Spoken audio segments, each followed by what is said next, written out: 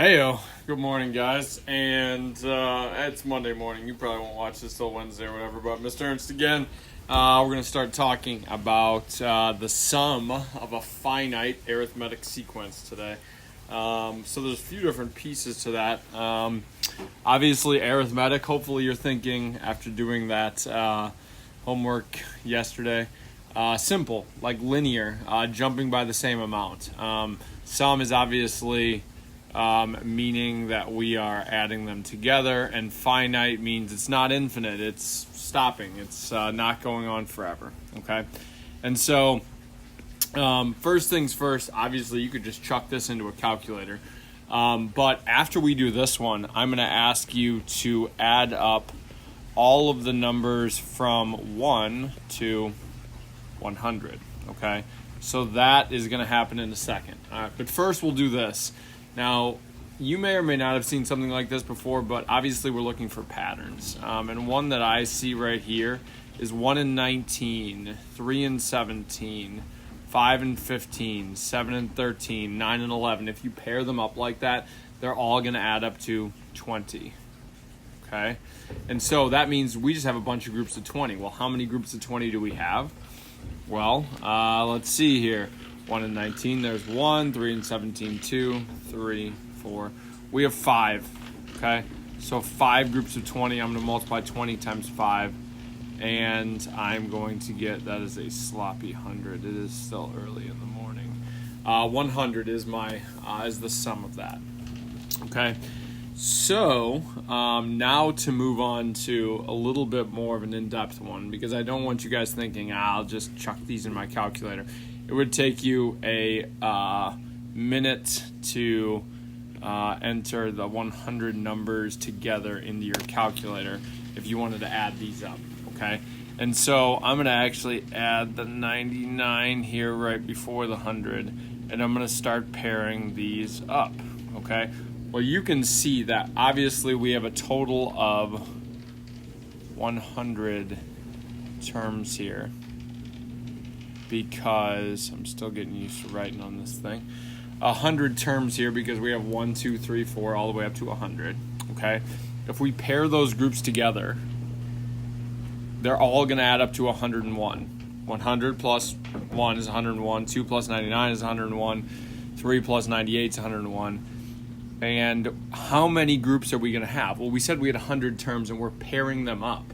Okay, which means we're effectively dividing by 2. So we're going to have 50 groups of 101.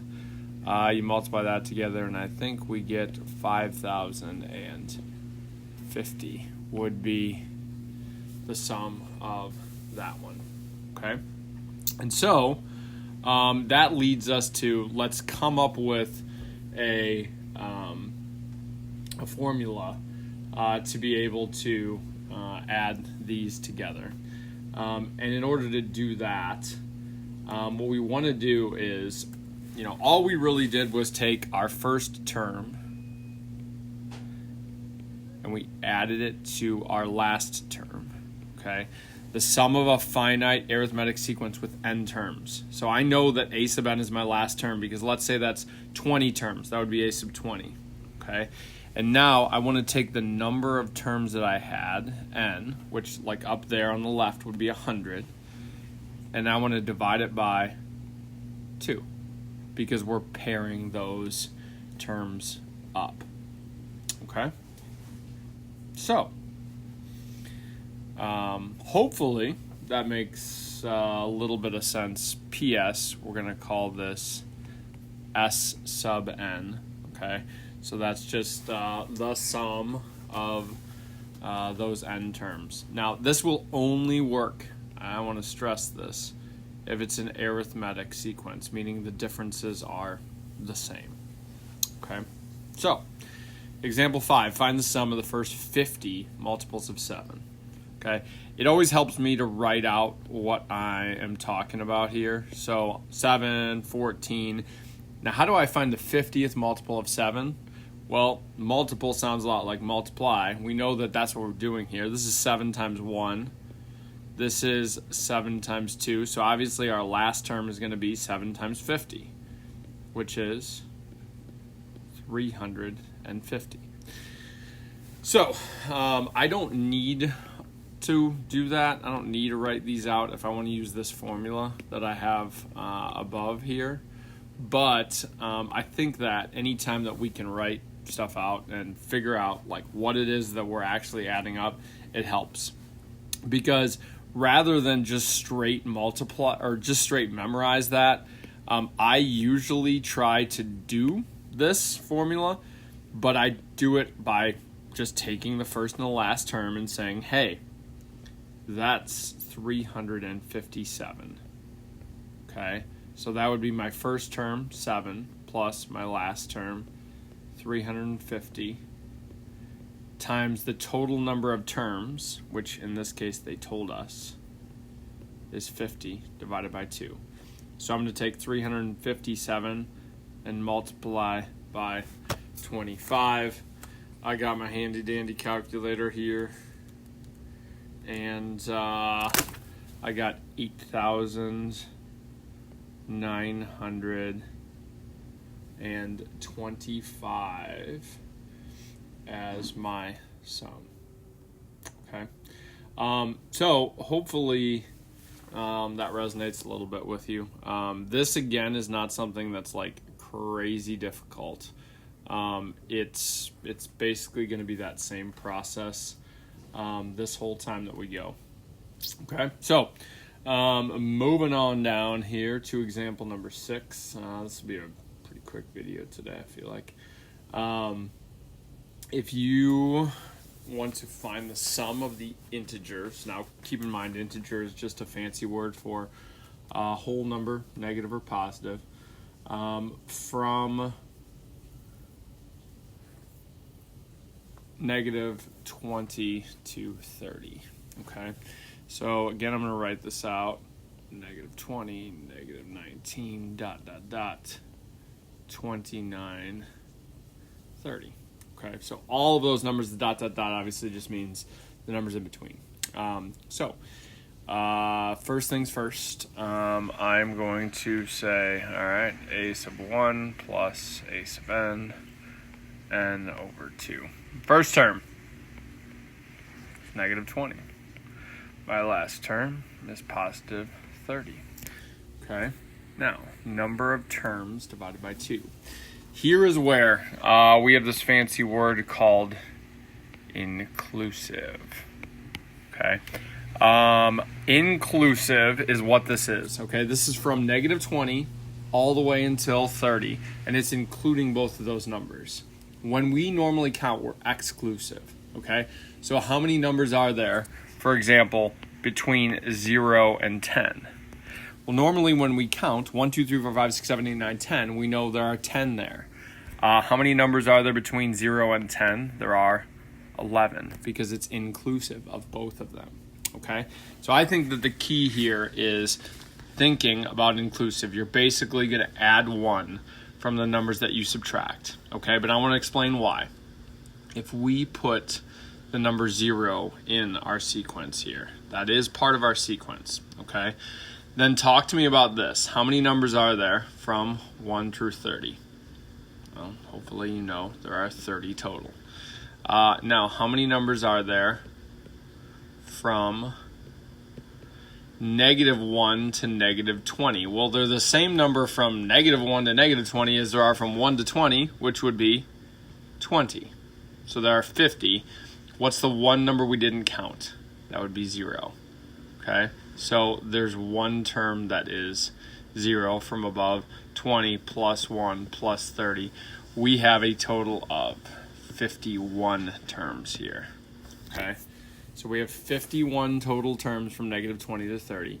We took our first term here, our last term there, add them together to get 10, and 51 divided by 2 is 25 and a half. And so our sum from all the integers from negative 20 to 30 is 25.5. I got to erase that because that's that bad. 25.5 times 10, which is 255. Okay? Cool beans. And last one here. Find the 150th partial sum of the sequence ... Okay, so this tells you this is an infinite sequence. We know the 150th partial sum means that, let's use some math terminology to illustrate this. We're going from 1 to 150, okay, of this particular sum. Now, I want to write this out just because I kind of feel like we should. We know that our common difference here is that's a D is 11. So I'm going to use what we talked about on Monday. First term, 5 plus n minus 1 times 11. Okay? That's what we're doing.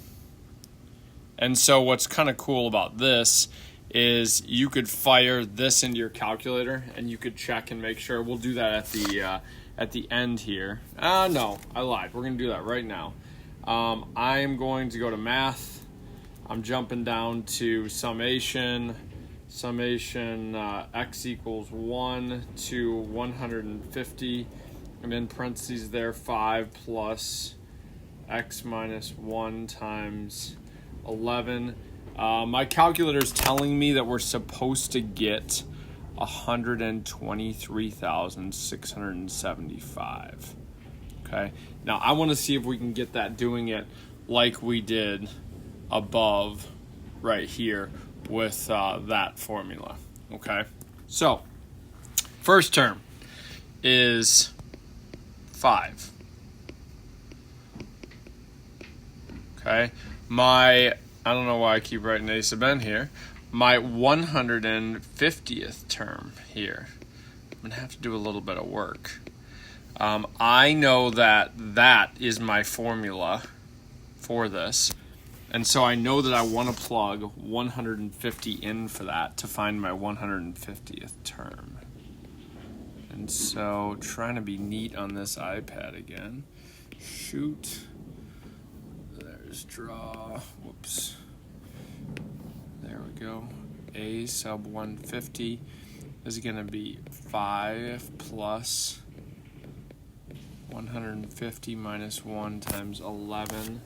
So 149 times 11 plus 5. I got 1,644 as my 150th term. And I know I have a total of 150 terms divided by 2. So I have 75 times 1,649. We already know what our answer is supposed to be. It's supposed to be that. Hopefully 75 times 1,649 is equal to that. I just plugged it into my calculator, and voila, it is. So there are going to be a couple of different ways that you can do that. Obviously, the calculator is going to be one of them, but this formula right here is going to be the key for the day. Hopefully that wasn't too bad. Your homework is just to finish up that 12.2, so you guys did 1 through 10 on Tuesday. I think we have like 6 or 7 problems on sums on that. But happy Wednesday. Have a good rest of your week.